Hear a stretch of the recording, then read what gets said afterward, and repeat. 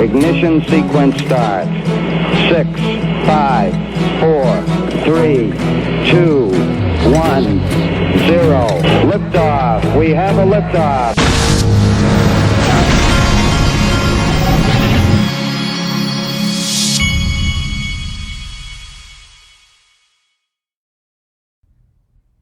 Hey everybody, this is the Digital Asset Investor. I'm going to start this video off with this Bitcoin breakdown, how cryptocurrency is dropping. It's from CNBC. Watch this.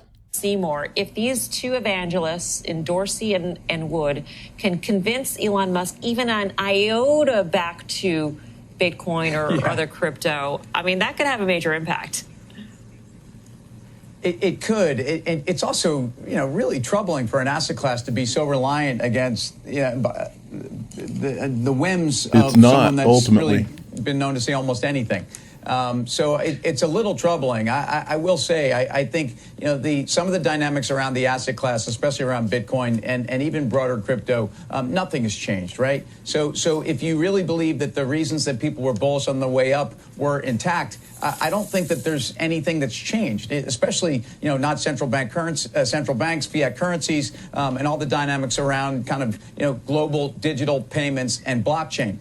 Meanwhile, blockchain and other forms of kind of analyzing and actually securing assets on a digital format is growing in foundation. Bulls will also say, look at Ethereum, which is down, 60% from the highs. They will point out that it's still outperformed the S&P by 450% in the last year. So it's been a heroic fall from grace, but it's still, for a lot of the proponents, the type of volatility that you should expect, and they'd be very happy with the year-over-year results if you asked them this is where they'd be. If the bull case is still intact, Karen, and you own Bitcoin, and so I'm assuming that you believe the bull case is intact, then doesn't this just prove that Bitcoin is primarily traded on sentiment? Yes. What's involved in sentiment, though? I think everything sort of trades on sentiment. But I think the sentiment here is there was sort of the fear of missing out for all the institutions as it went up and up and up, and, that they had none in their portfolio. I don't know if that's changed or if we're still going to see that money come in. That's of interest to me. But to the extent that Bitcoin was seen as an inflation hedge and the fears about inflation are dying down, it would make sense that Bitcoin would be dying down, the need to own it. So I think that it's obviously a very, very volatile asset class. I'm long, I'm staying long. Every once in a while, I take some money off the table. I wouldn't be taking it off now. I have no idea where it could go. Some assets you think, wow, it can't move more than X%. This one, almost any number it can move. But amazing how ignorant these people are about utility. No use case, no value. It's a very simple concept. Okay, moving along. But I wanted to show you, every once in a while I go to Coin Paprika just to show you, just to put things back in perspective. Even Bitcoin is up 226% on the year. Ethereum's up 660%. If you go and you look down at, let's look at this. I don't even know what that is. I don't count these random things. 800% for Cardano. Even XRP with an SEC lawsuit that's a complete joke, 173% on the year. That's what you call perspective.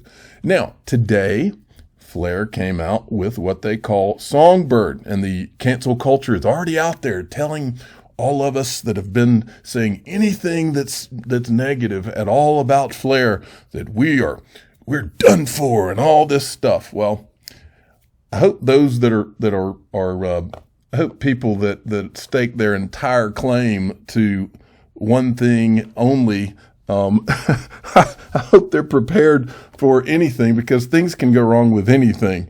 That's not ever been what's going on here.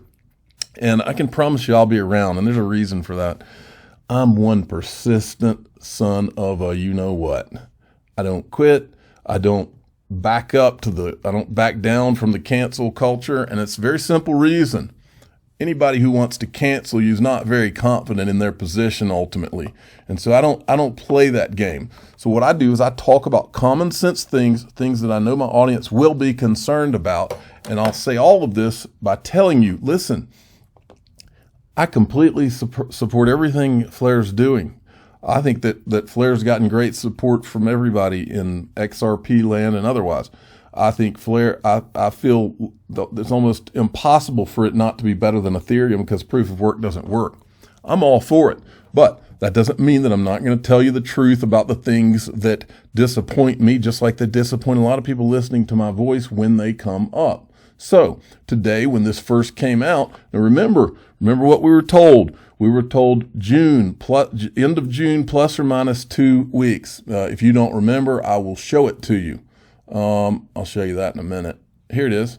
Flare, this is from Flare Networks. The Flare distribution will start when the Flare network goes live. The team is working to make this happen safely as soon as possible. It is dependent on finishing security testing. We expect this at the end of June, plus or minus 2 to 4 weeks. Now, I remember tweeting out not too long ago, win Flare. And I remember the cancel culture coming out and saying, oh, that is so irresponsible. You don't know when Flare's coming out by now? You don't know when it's going to be coming out? Well, actually, I'm looking at what they're saying. And then we got this, if you remember. Then we got this. Then they said July. We aim to greenlight elements of the network and begin a token distribution airdrop sometime this month, July.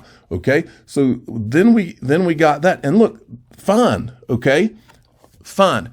It's okay that things can get stalled, and I completely understand that.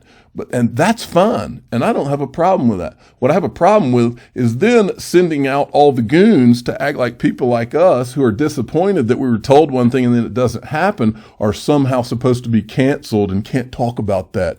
All I ever hear is, oh, you don't have all the facts. You don't have all the facts. Well, when they came out with these dates, those were talked about as the facts. So now what are they? Okay. They put that out. The people all around it were putting that, oh, well, those are the facts. So all of us that were saying anything other than that were saying anything and questioning anything, oh, you can't do that. Those are the facts. You just haven't been looking at the facts. Well, apparently they weren't facts. Okay. Because it keeps changing. And again, that's fine. It's fine that it's changing. I understand that things don't happen on time and sometimes you schedule things.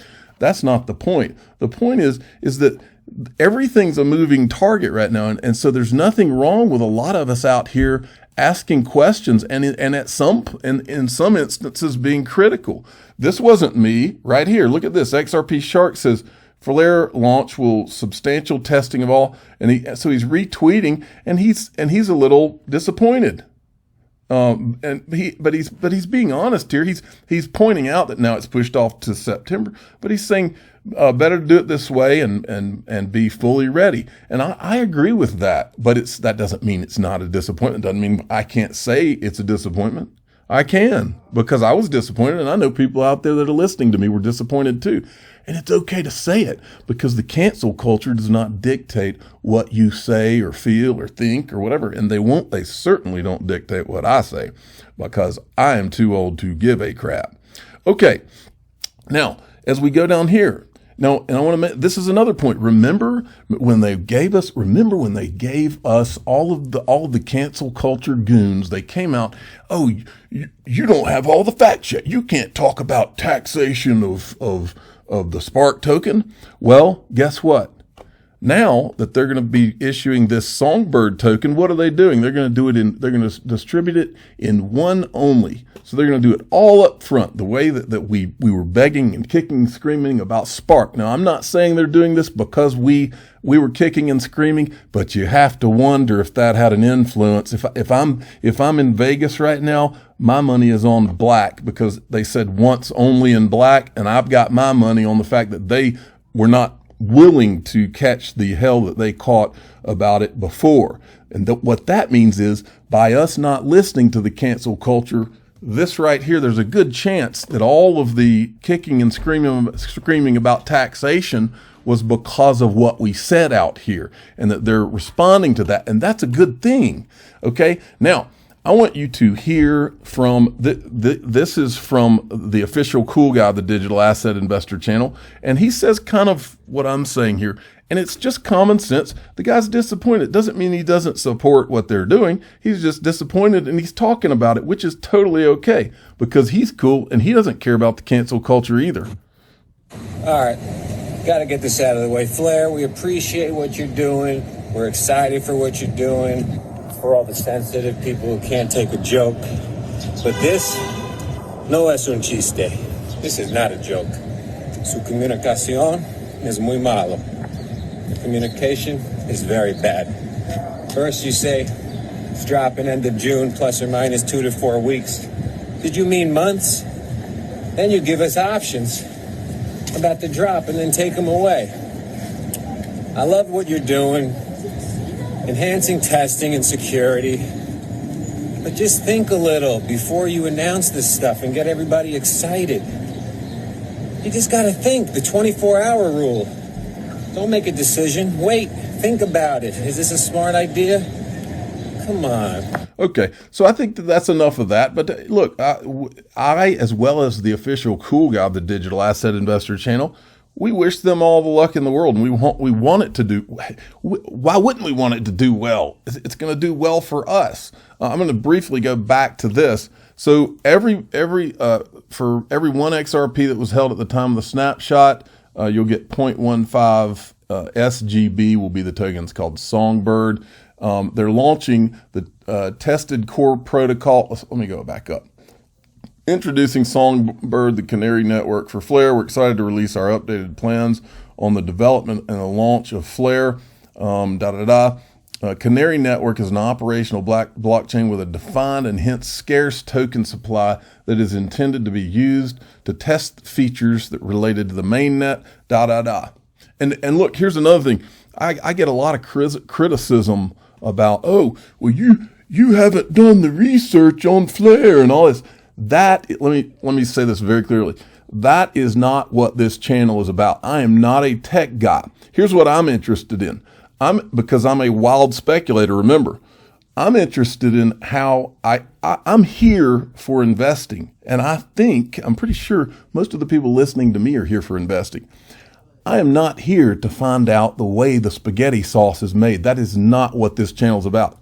What I'm about is, where do I see places in digital assets where I can hopefully have a great return on my investment, and where if I don't want to sell it, which I don't, if I can keep from incurring tax consequences, or a place I can invest to not incur tax consequences, if it's possible to earn interest or various different things. Now, as those things unfold with Flare, I will be figuring out how to do those and make money and earn interest and all those things. But to know all the dirty details of how the spaghetti sauce is made, if I wanted to put my audience to sleep, I would do that tomorrow. But that's not what this channel is about. So what we do is we touch the high points. The high points being what we think we can invest in to make a lot of money.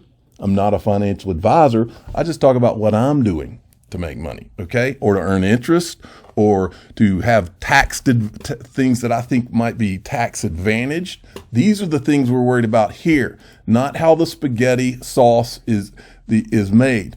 The only thing about me that I would call, I guess the fact that I'm in digital assets relatively early makes me somewhat of a nerd, but that's about where it ends. And plus, I love the movie Revenge of the Nerds, okay?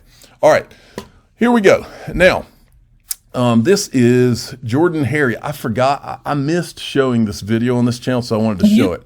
This is, I don't think I showed it. This is Anna Manuel on, and I don't know what clip this is from. 75% of big global banks, especially U.S. ones, are pulling out of the international correspondent banking system. It's just... That right there should be mind-blowing. 75% of US correspondent banks are pulling out the international payment system. She's talking about SWIFT and how people are moving away. Okay, I'm not going to play any more of that, but go give this Jordan Harry guy a follow. Okay, Next, I wanted to show you this. This is a tweet I did. This is from an article on, I think it was a Forbes article from Rosalind. I'm drawing a blank on her name. I should have put the article thing in here. Anyway, this is a clip from it. Okay. When the suit was filed in December, exchanges suspended XRP trading. I don't need it that big. Leading to panic selling that erased $15 billion worth of savings and asset holdings, believing to be denied fair notice of the SEC's intentions. Retail holders focused their feelings of betrayal with remarkable intensity to the court and on social media. The interest led the Southern District of New York to open thousands of public phone lines to listen to pretrial hearings. Attorney John E. Deaton filed a motion to intervene on behalf of XRP holders and has signed up 19,000 XRP holders by the latest report. And I tweeted this out. I said, as the absurdity of the Ripple suit unfolds, it's important to remind Congress that Jay Clayton dropped this on the way out the door. The details are disturbing at best. And then I copied some of these senators. So give that a tweet if you see it, retweet if you see it. MasterCard adopts USDC and taps Circle Pay for new initiative to settle transactions between card issuers and MasterCard itself. Expanding interoperability between existing payment networks and USDC is happening. Little reminder that this was the same guy, Jeremy Allaire, CEO of Circle, that center-governed USDC launched on Stellar, including a full suite of UX and API services from Circle Pay. This was back February 2nd. Okay, wanted to show you this. Rothschild Investment more than tripled its holdings of the Grayscale Bitcoin Trust in the second quarter. That's big. Crypto Dim sent this. Well, actually, he didn't send the things after this. I just wanted to show the market's been bleeding. We're at 1.2 trillion, okay? And I wanted to show XRP 53. I wanted to show this just to put some, I like to give perspective. Hey, Oseko Carmona sent me this. Carolyn Loudy, lawsuit looks like it could be coming close to soon. Flare and PolySign going live any day. Bretton Woods, August 11th through 13th. I'm sure it's just a coincidence. Oh, yeah. And then this one, this puts things in perspective really well from Jeannie. XRP has ties with nearly every central bank, every large financial institution, every big tech company. It has behind its technology the masterminds of David Schwartz, Arthur Britto, and the next trillion-dollar companies will be built upon utilization of its protocol. Ride the storm. You're darn right. That might be on this clip. Ride on this thumbnail. Ride the storm. And I think that was just looking around at some of the Flare stuff. But anyway, just to reiterate, I wish Flare all the best. I'm sure that these guys are all over this thing, and I'm sure that they're just trying to make sure that all this is done right. But that does not mean that I'm going to let anybody tell me what I can and can't say, and it doesn't mean that you should let anybody try to intimidate you into not voicing your legitimate disappointment or legitimate concerns about things having to do with the thing. And that's my only point. But that's just the fact, Jack, and that's the way it works. I'm the digital asset investor. I'm not an investment advisor. This is for entertainment purposes only. Please subscribe, hit the like button, and tell your friends and family that, yeah, I was disappointed that they said Flare was going to drop at the end of June, plus or minus 2 months, and then they came out. Some of the people that represent Flare came out and said that it was going to happen in July, and now that it's not, it's going to be in September. I was disappointed. I'm human. Sorry. That's just the way it is. Thanks for listening.